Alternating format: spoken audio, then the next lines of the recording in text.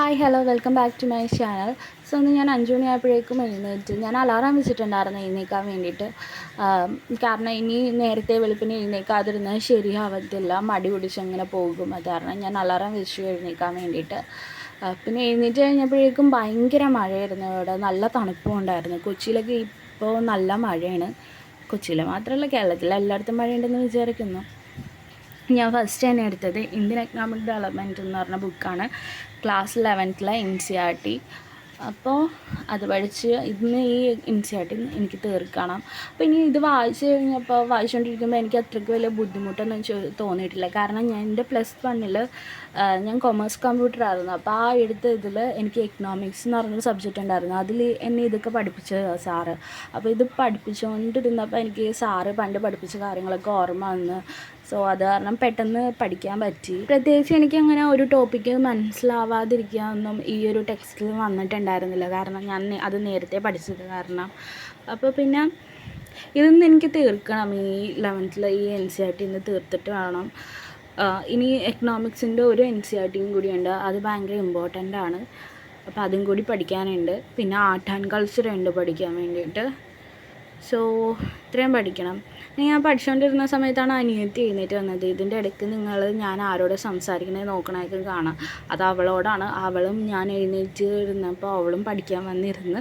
പിന്നെ ഞങ്ങൾ രണ്ടുപേരും കൂടിയാണ് ഒരുമിച്ച് പഠിച്ചത്. അവൾ ലെറ്റ് എക്സാമിന് വേണ്ടി പ്രിപ്പയർ ചെയ്യുകയാണ്. പിന്നെ അവൾ വന്ന് ഫാൻ ഇട്ട്. എനിക്ക് ആ ഫാനാണെങ്കിൽ ഒന്നാമത് എനിക്ക് ഭയങ്കര തണുപ്പാണ് ഇരിക്കുന്നത്. എനിക്ക് ഇച്ചിരി തണുപ്പായാലും അത് അത്രയ്ക്ക് സഹിക്കാൻ പറ്റുമൊന്നുമില്ല. അതിന് നേരെ ഓപ്പോസിറ്റാണ് അവളെ വലിയ മഞ്ഞ് നല്ല തണുപ്പുള്ള സ്ഥലത്ത് കൊണ്ട് ഇട്ടാലും അവൾക്ക് ഫാനില്ലാണ്ട് ഉറങ്ങാൻ പറ്റില്ല. എനിക്ക് അങ്ങനെയല്ല. എനിക്ക് നേരെ ഓപ്പോസിറ്റാണ്. ഞാൻ ചൂട് കാലത്ത് പോലും കമ്പിളി പുതച്ചാണ് കിടക്കുന്നത്. അപ്പോൾ രണ്ടും ഓപ്പോസിറ്റായിട്ടുള്ള സ്വഭാവമാണ്. പിന്നെ മുന്നേ ഒരു Q&A വീഡിയോ ഇട്ടിട്ടുണ്ടായിരുന്നില്ല. അതിൽ എൻ്റെ വയസ്സ് 25 എന്നായിരുന്നു പറഞ്ഞത് ഞാൻ. പക്ഷേ എൻ്റെ വയസ്സ് 25 അല്ല, എൻ്റെ വയസ്സ് 26 ആണ്.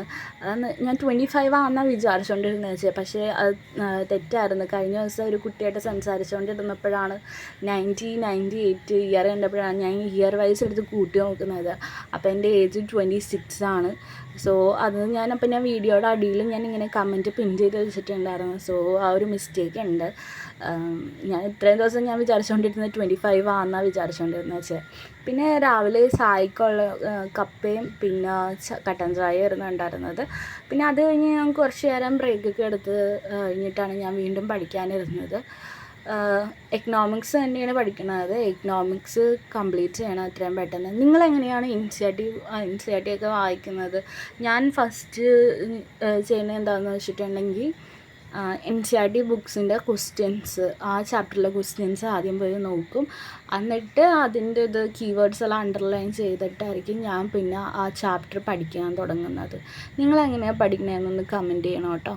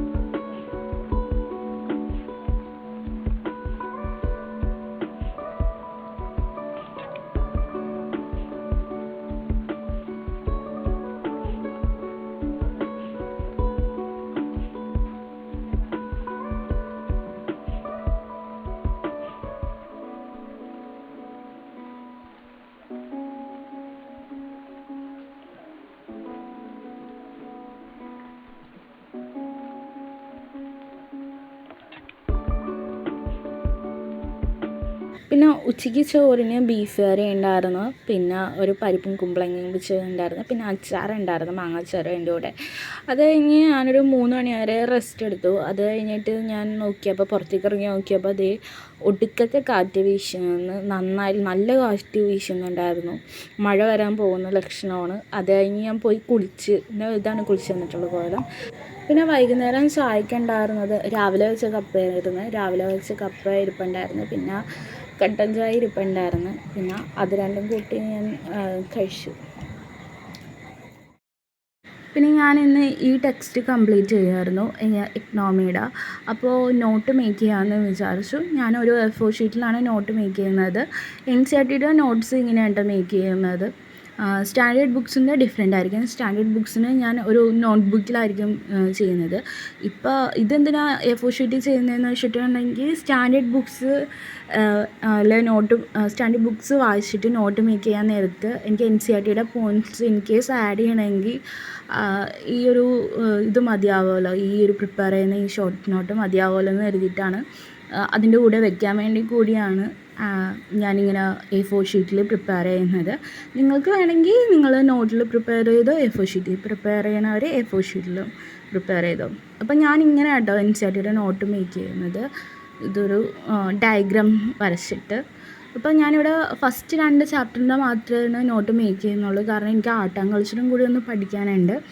സോ ഇപ്പോൾ ഈ ചാപ്റ്ററിൽ ഞാൻ ആദ്യത്തെ ചാപ്റ്ററാണ് ഇപ്പോൾ എഴുതുന്നത്, അതായത് ബ്രിട്ടീഷ് കൊളോണിയൽ പീരീഡിൽ ഇന്ത്യൻ എക്കണോമി എങ്ങനെയായിരുന്നു. അതിലിപ്പോൾ അഗ്രികൾച്ചറിനെ കുറിച്ച് പറയുന്നുണ്ട്, ഇൻഡസ്ട്രിയൽ സെക്ടറിനെ കുറിച്ച് പറയുന്നുണ്ട്, പിന്നെ ഇൻഫ്രാസ്ട്രക്ചറിനെ കുറിച്ച് പറയുന്നുണ്ട്, ട്രേഡിനെ കുറിച്ചൊക്കെ പറയുന്നുണ്ട്. സോ അതൊക്കെ ഒരു ഡയഗ്രാം പോലെ എഴുതുകയാണ്. അപ്പോൾ ഇത് വളരെ സിമ്പിളായിട്ടുള്ള എക്സ്പ്ലനേഷൻസിലാണ് അവർ പറയുന്നത്. അപ്പോൾ ഞാൻ അതിൽ നിന്ന് കുഞ്ഞു കുഞ്ഞു പോയിൻറ്റ്സ് ഒക്കെ എടുത്ത് എഴുതി വെക്കുകയാണ് ചെയ്യുന്നത്. ഫുൾ എൻ്റെ ഇപ്പോൾ ഈ ഒരു ചാപ്റ്റർ ഈ ഒരു പേപ്പറിൻ്റെ ഉള്ളിൽ തന്നെ കൊള്ളൂ കേട്ടോ. ഇതിൽ എത്രയോ 4-5 പേജൊക്കെ ഉണ്ട് ഈ ഒരു ചാപ്റ്റർ കവർ ചെയ്തേക്കുന്നത്. പക്ഷേ ഈ ചാപ്റ്റർ മൊത്തം ഈ ഒരു ബോണ്ട് പേപ്പറിനുള്ളിൽ തന്നെ കൊള്ളിക്കും. പിന്നെ ഈ ചാപ്റ്റർ ഭയങ്കര ഇമ്പോർട്ടൻ്റ് ആണ്. ചിലപ്പോഴൊക്കെ എക്കണോമിക്സിനൊക്കെ ചോദിക്കുന്നതാണ്.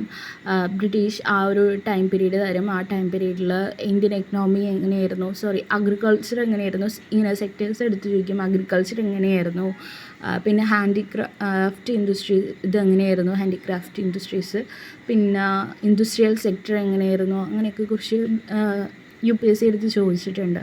സോ വളരെ ഇമ്പോർട്ടൻ്റ് ആയിട്ടുള്ളൊരു ചാപ്റ്ററാണ്.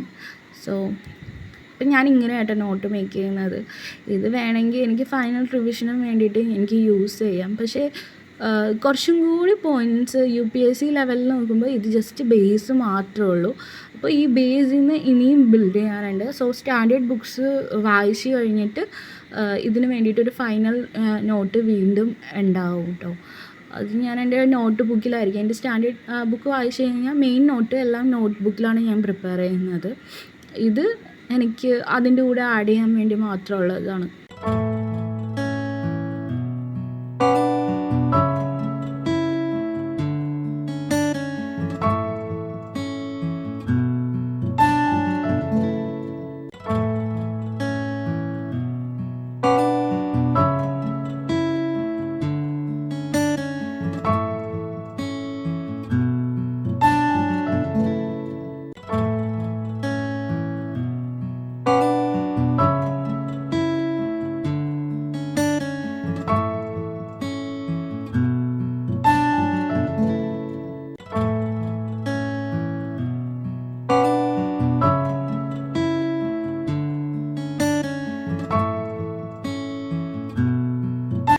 ഇതാട്ടോ ഞാൻ പ്രിപ്പയർ ചെയ്ത നോട്ട്.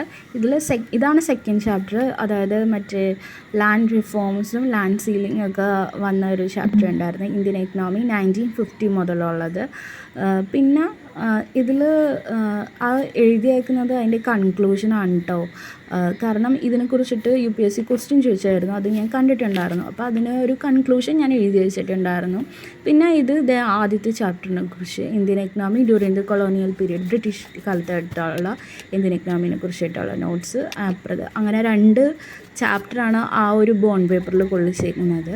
പിന്നെ ഞാൻ ഈ ആർട്ട് ആൻഡ് കൾച്ചറിൻ്റെ NCERT പഠിക്കാമെന്ന് വിചാരിച്ചു. ഇപ്പോൾ ഒരു 3 ചാപ്റ്റർ പഠിക്കാനുള്ള ടൈമേ ഉള്ളൂ. ഇനി ഒരു 9 മണിയാകുമ്പോഴേക്കും പഠിത്തം നിർത്തണം. അപ്പോൾ ഫസ്റ്റ് തന്നെ പക്ഷേ എനിക്ക് ഈ ബുക്ക് ഇഷ്ടമായിട്ടോ, നല്ലൊരു കളർഫുൾ. അല്ലെങ്കിൽ എനിക്ക് കളർഫുൾ ബുക്സ് പഠിക്കാൻ വേണ്ടിയിട്ട് ഒത്തിരി ഇഷ്ടമാണ്. പ്രീവിയസ് ഇയർ ക്വസ്റ്റ്യൻ പേപ്പേഴ്സെല്ലാം അനാലിസിസ് ചെയ്തുകൊണ്ട് നമുക്ക് ഒരു NCERT വായിക്കുമ്പോഴും ഇതിൽ നിന്ന് എന്ത് ചോദ്യമായിരിക്കും ചോദിക്കുന്നത്, UPSC എന്ത് ചോദ്യം ചോദിച്ചിട്ടുള്ളതെന്നൊക്കെ നമുക്ക് മനസ്സിലാവും.